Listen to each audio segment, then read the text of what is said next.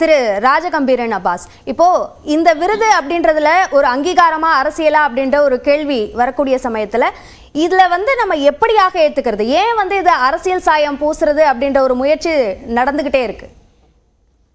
கலைத்துறைக்காகத்தான் விஜயகாந்திற்கு விருது வழங்கி இருக்கிறார்கள் என்று ஒப்புக்கொண்டால், விஜயகாந்த் சினிமாவை விட்டு விலகி எத்தனை ஆண்டுகள் ஆகிவிட்டது?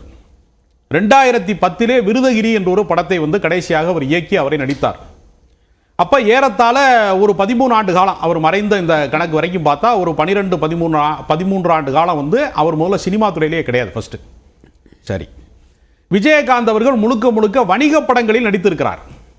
கலைப்படங்களிலே பணியாற்றியவர்களுக்கு தான் இந்த மாதிரியான உயரிய விருதுகள் அளிப்பது என்பது ஒரு ஏற்கனவே பின்பற்றப்பட்ட ஒரு நடைமுறை. இப்ப நீங்க பாத்தீங்கன்னா சில படங்கள் நேஷனல் அவார்டு பெறக்கூடிய பல படங்கள் வெகுஜன மக்களால் கொண்டாடப்பட்டிருக்காது.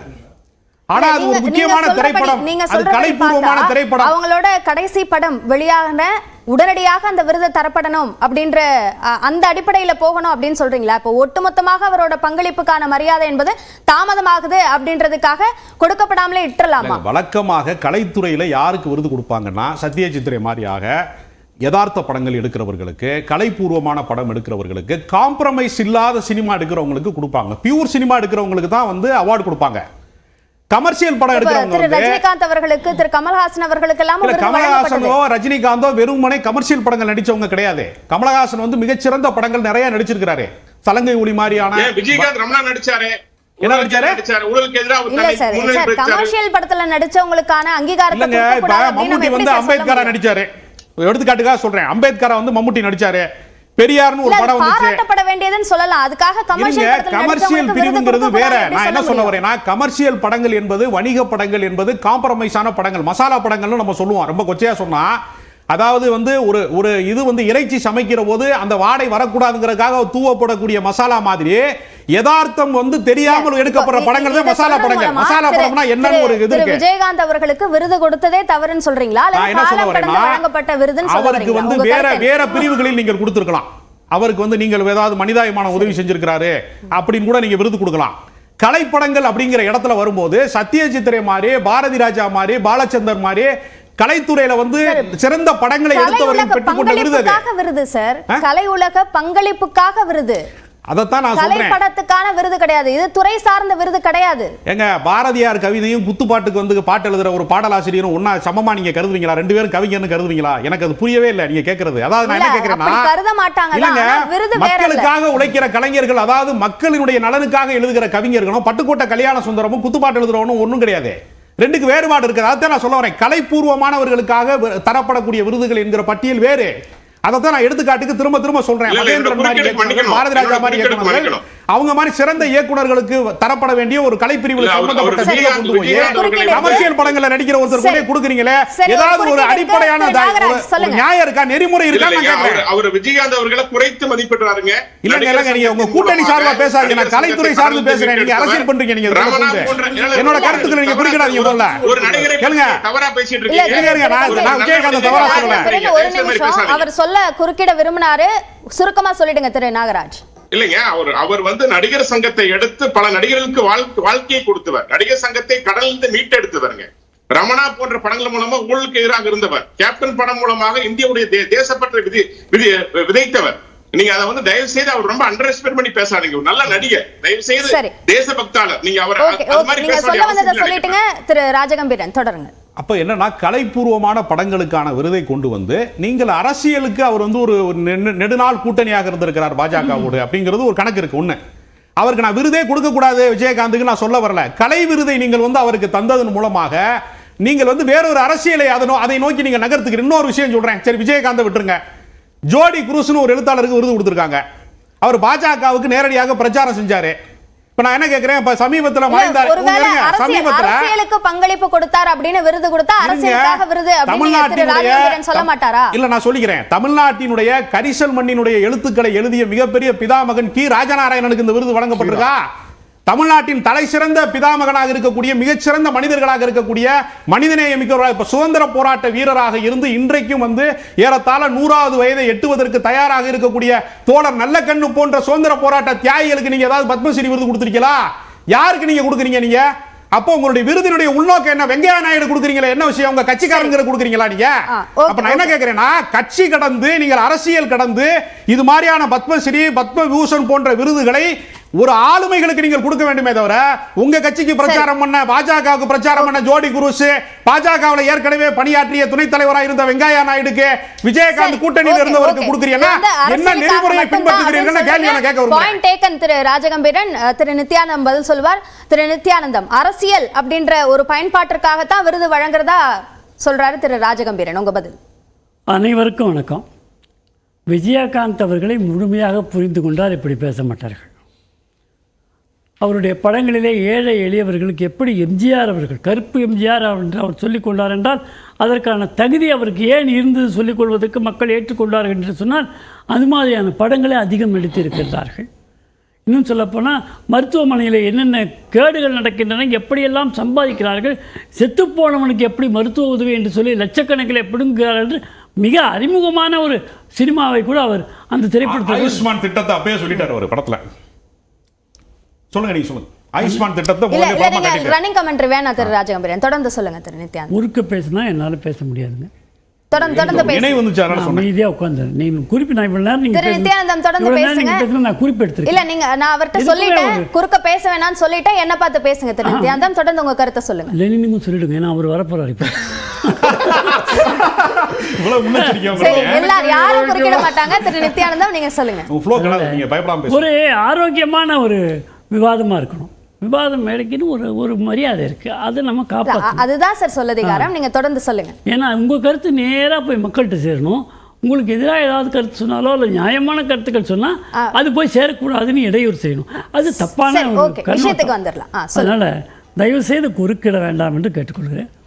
கற்பூரி தாக்கூர் அவருக்கு விருது கொடுத்துருக்கிறார். நான் விஜயகாந்தை முடிச்சுட்டு வரேன். விஜயகாந்த் இப்படிப்பட்ட படங்களை நடித்திருக்கிறார். தேர்தல் கண்ணோட்டத்தில் இப்போ வரக்கூடிய தேர்தலுக்காக அவருக்கு கொடுக்கப்பட்டது சொன்னாங்க. அவர் இறந்த போது எழுதிய கட்டுரை அவருடைய அனுதாப ஓட்டுக்களை வாக்காளர்களை பெறுவதற்காக என்பதாக சொன்னார்கள்.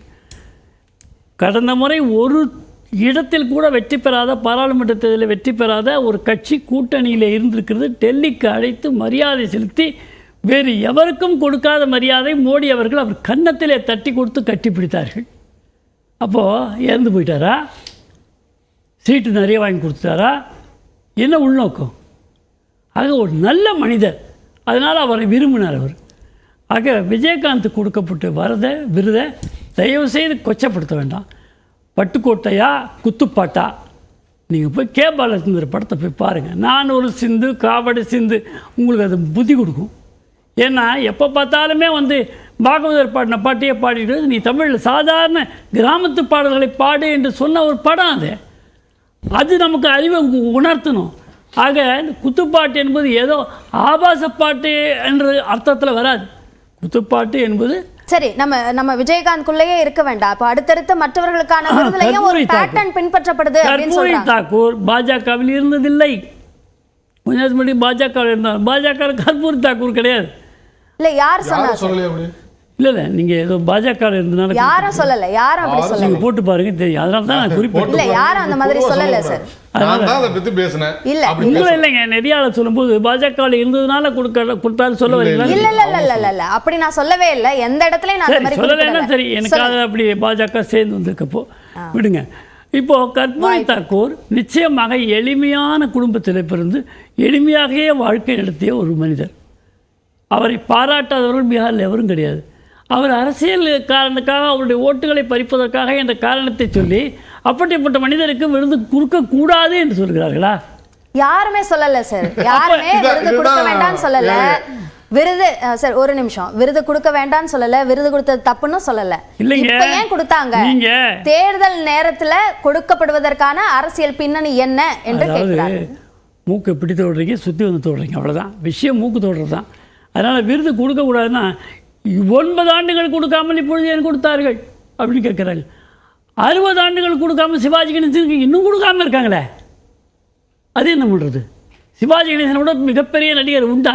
திரு மோடி அவர்களை கேட்கணும். மோடி 9 வருஷம் இருக்கிற மோடியா 60 ஆண்டுகள் இருந்தவங்களா?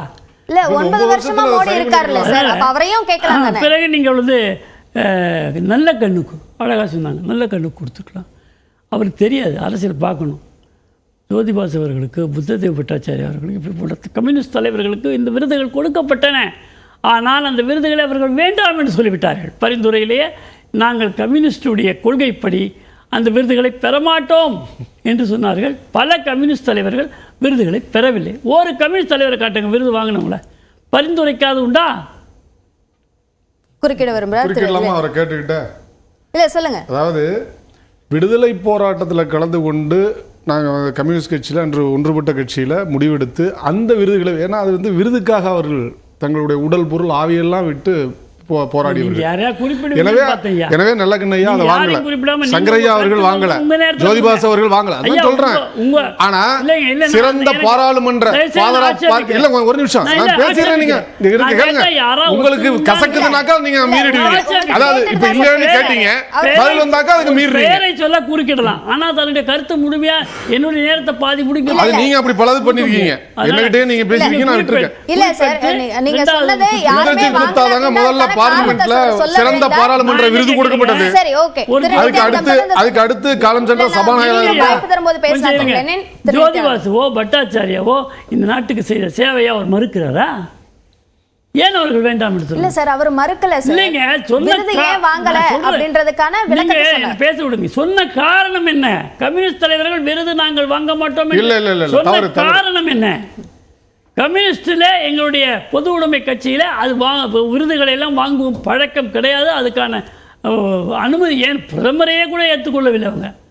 அந்த மாதிரி இருக்கக்கூடிய ஒரு கட்சியில் ஏன் நல்ல கணக்கு கொடுக்கல அப்படின்னா அது கொஞ்சம் பார்த்து நம்ம வரலாறு. சங்கரையாவுக்கு டாக்டரேட் பட்டம் கொடுக்கல, அதையும் கேட்டுருங்க. இல்ல ஐயா எல்லாத்தையும் சொல்றாங்களே, கவர்மெண்ட் ஏன்னு கேட்க சொல்லுங்க.